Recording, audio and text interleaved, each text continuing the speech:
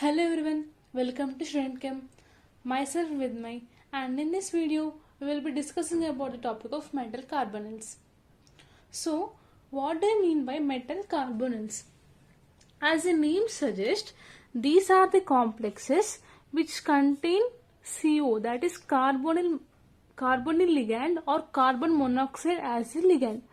So those complexes which contain carbonyl as a ligand are considered to be what? Metal carbonyls. And the number of CO ligands coordinated to the metal in generally according to the 18 electron rule. This means that the number of carbonyl ligands are coordinating with metal following 18 electron rule, which means each carbonyl ligands will be donating 2 electrons. So to follow 18 electron rule, a carbonyl ligand is added or removed to follow this 18 electron rule, and 18 electron rule is followed by 99% of the metal carbonyls. And this carbonyl ligand is a sigma donor and a pi acceptor. It forms sigma bond with the metal by donating its sigma electrons, and it also accepts the electrons to its vacant anti-bonding orbital. So it is a pi acceptor. And when we see these transition metals form very high oxidation state complexes in coordination chemistry, but whereas in these complexes they will be in very low oxidation states like -1, 0 or +1. And here is the classification of metal carbonyls.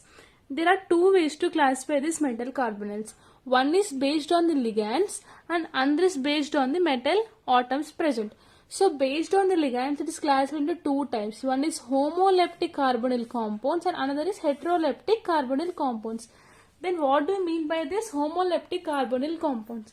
In these compounds, the metal is attached to carbonyl ligand and there is only carbonyl ligand present. No other type of ligand is coordinated with this metal. The example for this type is FeCO5, vanadium complex. So in this type only carbonyl ligand present and no another type of ligand is present in this type.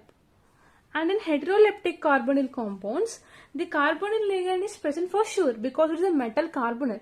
But along with these, there are another type of ligands present. The example may be so along with this carbonyl ligand, another ligand is also coordinated with the metal. Such type of complexes are called as heteroleptic carbonyl compounds. And when we classify them based on the metal, there are of two types. One is mononuclear metal carbonyls and polynuclear metal carbonyls. In mononuclear, there is only one metallic center. Only one metallic center is present. MnCON. Consider carbonyl ligand is present. N is equals to 1. So the number of metal in this mononuclear carbonyls is 1. Example FeCO5 or nickel complex, chromium complex. So here only one metallic center is present. But in polynuclear complexes, there are more than one metals. Fe2CO9, Fe3CO12. So there are more than one metal atom. See, the polynuclear metal carbonyls are further classified. When we classify this polynuclear metal carbonyls, there are two types again, based on the metal and based on preaching. So based on metal, there are two types, homonuclear and heteronuclear. See, as you said polynuclear, there are more than one metal atom. So when there are more than one metal atom, the metal atoms may be similar or they may be different. In homonuclear metal carbonyls, the metal atom present are similar. For example, Fe2CO9. There are two metal atoms, so it is a polynuclear, and the two metal atoms present are similar, so it is a homonuclear metal carbonyls. The other examples are Mn2CO10 and that is cobalt and carbonyl ligand. And a heteronuclear metal carbonyls, there are more than two metal centers and they are different. For example, Manganese is a metal, cobalt and CO9. Here manganese is one metal atom and cobalt is another metal atom. There are two metal atoms which are different, so it is called as heteronuclear metal carbonyls. And when we classify based on bridging, there are two types: non-bridged metal carbonyls and bridged metal carbonyls. In non-bridged, the examples is here all of the carbonyls are of terminal 1. There are no bridged carbonyls. All carbonyls are of terminal 1. And the example for this are, other examples for this type are Mn2CO10 and CO2CO8. These are the other examples for non-bridged metal carbonyls. And when we see bridged metal carbonyls, the carbonyl is flanked or bridged between two of the metal atoms, as we can see here. In this complex Fe2CO9, the three of the metal carbonyls are bridged in between two metal atoms. So these are called as bridged metal carbonyls. And here we complete the classification of these metal carbonyls, and let us look at some of the examples. These are the examples, and when we are trying to solve these examples, once check whether it is a metal carbonyl or not.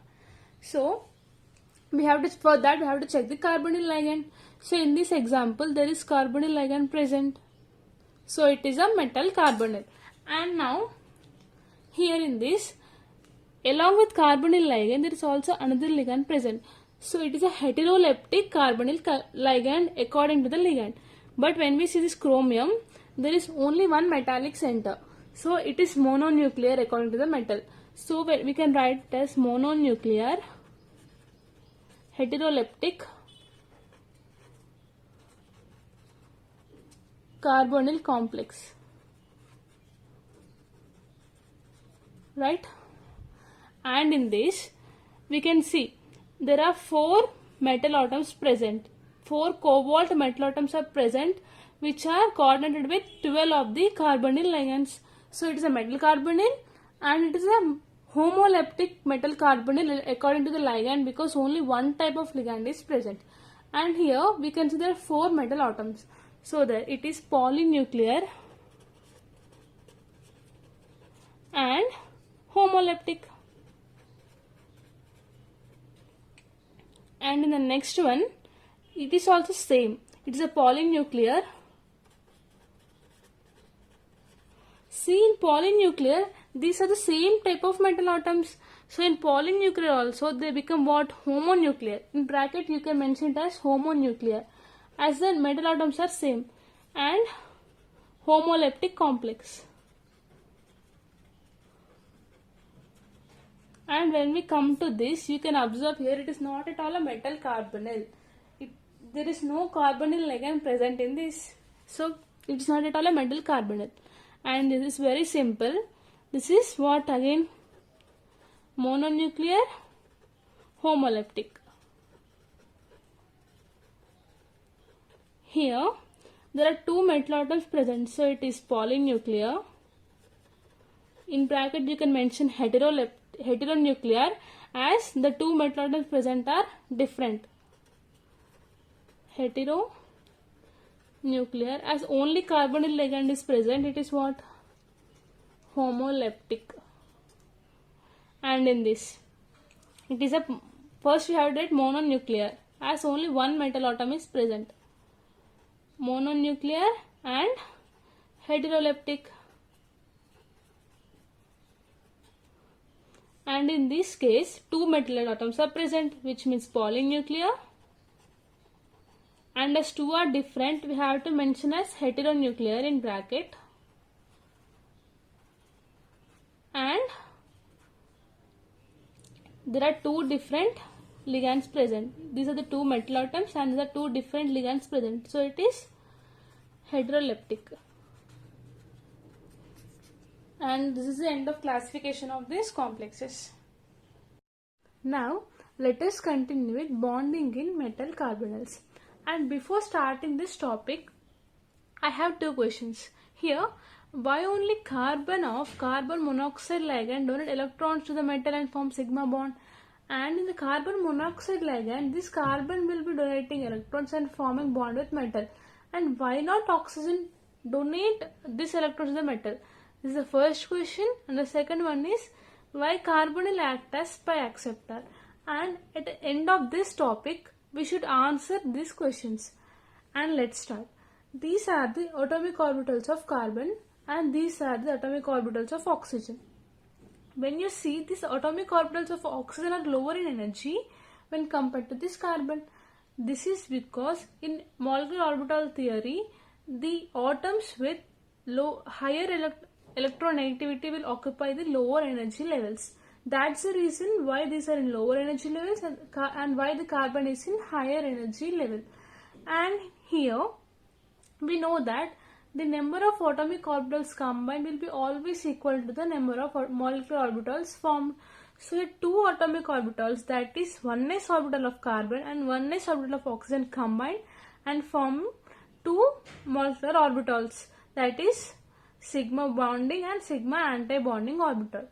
And when we see here the 2s orbital, we can see the configuration of carbon and oxygen over here, 1s2, 2s2 and 2p2. So here the 2s orbital and 2p orbital, these are of comparable energy. So these two orbitals combine to form two sp(z) orbitals, one with lower energy and one with higher energy. In the same manner, the 2s and 2p orbitals of oxygen also combine to form two sp(z) orbitals, one with lower energy and one with higher energy. Now, the lower two sp(z) orbital of this oxygen, this is the lower one, right? So this cannot combine with any of the orbitals of this carbon. The energy is not comparable.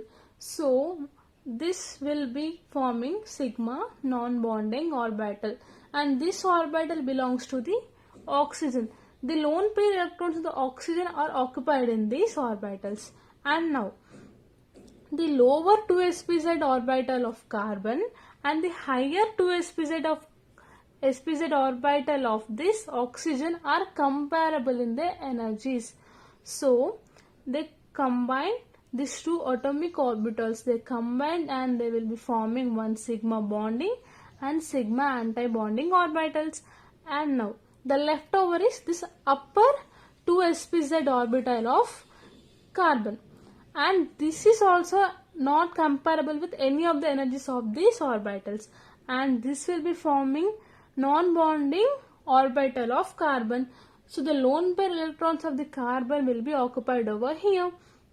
Now this px and py orbital of carbon and px and py orbital of this oxygen are pi character. They have pi character, so they form pi and bonding and pi anti-bonding orbitals.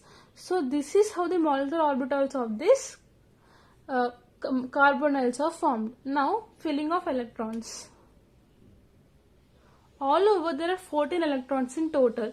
2, 2, 2, 6 and here 8. Total 14 electrons in total. So let us fill them. Now the two electrons over here, and according to Hund's rule, and when you count you will get a total of 14 electrons, right? And here when you see over here, this will be located as lone pair and oxygen as their non-bonding. Now we have non-bonding carbon electrons, means we'll have in this manner. So this will be donating to the metal because they are in higher energy. This orbital will be acting as HOMO. So the HOMO means highest occupied molecular orbitals. The HOMO electrons are on the carbon atom. That is the reason this is in highest energy. That is the reason why the carbon will donating the electron to the metal to form sigma bond. So I think our first question is clear. Why only C of carbonyl ligand donates electrons to the metal and forms sigma bond? The answer is very simple.